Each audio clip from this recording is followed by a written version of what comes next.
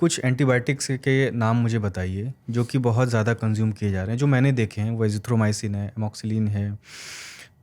लोग ये समझ पाएँ कि ये ब्रॉड स्पेक्ट्रम एंटीबायोटिक है।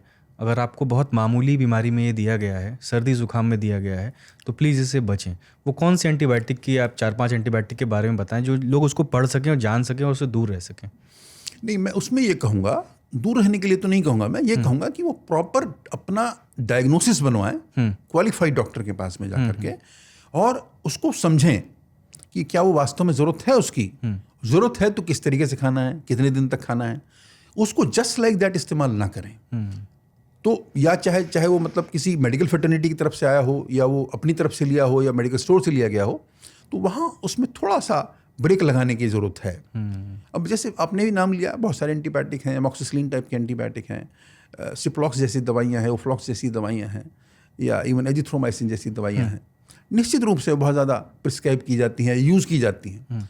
पर हाँ, हमें एक लॉजिक ढूंढना चाहिए कि क्या वास्तव में इस दवाई की आवश्यकता है, और अगर है तो किस तरीके से खाना है, कितने दिन खाना है। तो आप ये बता रहे हैं सर, ऐसा तो ये लग रहा है कि आने वाले 25-30 सालों में एक सामान्य इन्फेक्शन भी जानलेवा हो सकता है।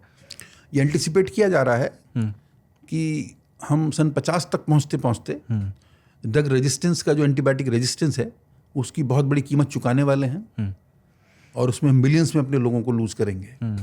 एक बहुत बड़ा एपिडेमिक होगा, बहुत बड़ा हादसा होगा, बहुत बड़ी इस तरीके की दिक्कतें आएंगी। कि अगर हम इसी तरीके से अपनी आदतों को नहीं बदलते हैं, अपने जो सिस्टम है ट्रीटमेंट का उसको नहीं चेंज करते हैं, तो बहुत दूर नहीं है वो समय। मैं 2050 की 2150 की बात कर रहा हूँ, जिसमें हम बहुत सारे लोगों को लूज करने वाले हैं। और क्या सर इससे जो हमारी प्रतिरक्षा प्रणाली है, इम्यूनिटी है बॉडी की, वो भी कॉम्प्रोमाइज़ हो रही है? अगर आप बिना बात किसी भी कारण के एंटीबायोटिक्स यूज़ करेंगे और उसको गलत तरीके से यूज़ करेंगे, तो निश्चित रूप से हमारा इम्यून सिस्टम अफेक्ट होगा। और जैसा मैंने शुरू में भी हम लोगों ने डिस्कशन किया कि सारे बैक्टीरिया हमारे दुश्मन नहीं हैं, बहुत सारे हमारे फ्रेंड हैं। तो जब हम उसका रैम्पेंट यूज़ करते हैं, हम इम्प्रॉपर यूज़ करते हैं, तो जो हमारे दोस्त बैक्टीरिया हैं उनको भी हम डैमेज करते हैं। हाँ, जो इंटेस्टाइनल फ्लोरा है गुड बैक्टीरिया का, वो डिस्टर्ब हो जाता होगा। बिल्कुल होता है। जैसे कुछ एंटीबायोटिक के साइड इफ़ेक्ट भी हैं, आप बता रहे हैं कि एमॉक्सिलिन है, इसमें बहुत लोगों को डायरिया की शिकायत होती है। बिल्कुल होती है, क्योंकि आपका जो है गुड बैक्टीरिया भी डिस्टर्ब हो रहे हैं, इसलिए। बिल्कुल होता है।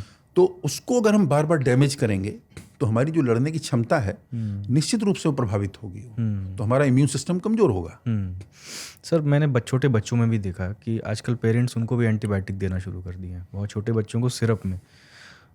बच्चों को एंटीबायोटिक देना, जैसे अगर किसी एडल्ट को दे रहे हैं जो जिसकी इम्यूनिटी स्ट्रांग है, बच्चों को देना कितना खतरनाक साबित हो सकता है बिना प्रिस्क्रिप्शन के? मैं वही कहूँगा कि हमें प्रॉपर जज करके देना चाहिए। Let us not be phobic also about antibiotics, but हम उसको जस्ट लाइक दैट मिसयूज ना करें। अगर हम उसको जस्ट लाइक दैट यूज कर रहे हैं, that is really dangerous. But हाँ, अगर प्रॉपर इन्वेस्टिगेशन या प्रॉपर असेसमेंट के बाद अगर कोई एंटीबायोटिक दिया जा रहा है तो फिर उसमें बहुत ज़्यादा हमें फोबिक होने की जरूरत भी नहीं है। लेकिन हाँ, उसका मिसयूज ना करें हम, कि हम अपने आप ही को शुरू कर दिया, ओवर द काउंटर मेडिसिन लाया उसको शुरू कर दिया, that should not be done.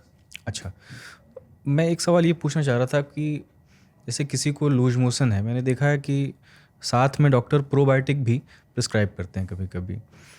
Probiotic क्या है, और ये क्या एंटीबायोटिक के साथ दी जा सकती है, या सिर्फ प्रोबायोटिक से आपको इन्फेक्शन ठीक हो सकता है? प्रोबायोटिक क्या होते हैं? तो कुछ बैक्टीरियाज को ग्रो, एक्चुअली वो कुछ बैक्टीरियाज होते हैं जो एक नॉन हार्मफुल सस्पेंशन या फॉर्म में बना के आपको दिए जाते हैं। गुड बैक्टीरिया होते हैं वो।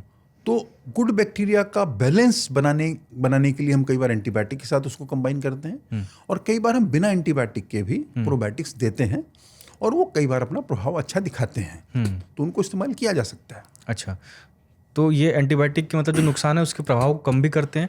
तो क्या मतलब सिर्फ प्रोबायोटिक से भी इन्फेक्शन आपका ठीक हो सकता है अगर कोई दिक्कत है आपको? कुछ कंडीशंस में हो सकता है। अच्छा, अभी उतना चलन नहीं है इसका, उतना यूज़ नहीं हो रहा है? नहीं, आजकल तो काफ़ी यूज़ होने लगा है, पर इस्तेमाल करने से लाभ हो सकता है।